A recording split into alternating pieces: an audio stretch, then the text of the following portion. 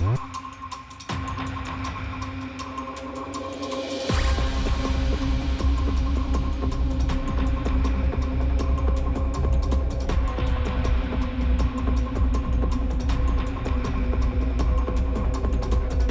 I'm not typically one to jump the gun on anything, but after playing Dischon Media's developed action game Mahou Arms, I really can't contain my excitement. With the game in early access, I had a chance to go hands-on with the title to test out the 2 levels offered. What I discovered is that this is an action game that combines elements of Nier Automata and Devil May Cry to create a fast action adventure that I just want more of.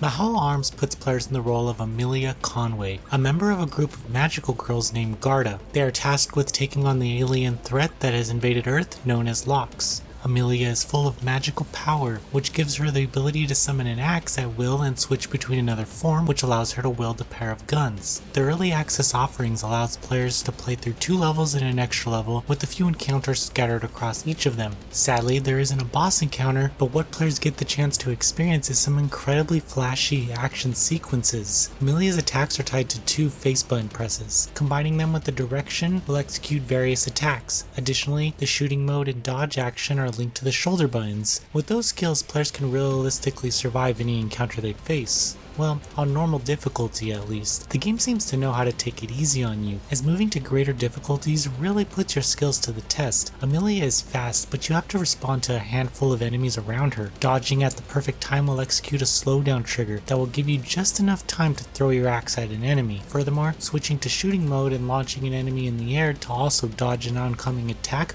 will be critical to your survival. Still, it's not difficult to look cool in this game, as the combo system does most of the work. Let's get one thing out of the way. Amelia is an absolute waifu. She's strong, cool, and incredibly adorable. If that wasn't enough, players get the chance to stare at her panties at any given moment. However, the sexual aspects of the game didn't seem to hinder my experience in a fight. I barely noticed them when I was trying to clear the area of enemies. I'd like to see some type of customization in her fighting style, as well as costumes in later updates. The environments are rather unique and extensive. Exploration will net you some healing rewards, but ultimately I'd like to see what the upgradable systems this game has to offer, and if they're tied to any collecting of materials. Furthermore, I'm curious to face off against more enemy types, since the early access version I played had about 3. The game's mission structure will also play a huge role to limit the repetitive of clearing rooms of enemies over and over again. Where games like Nier and Devil May Cry can spend a lot of budget on creating vast environments that seem ever changing, Mahou Arms will need to rely on using the budget that they have to create a non-repetitive experience in the action genre.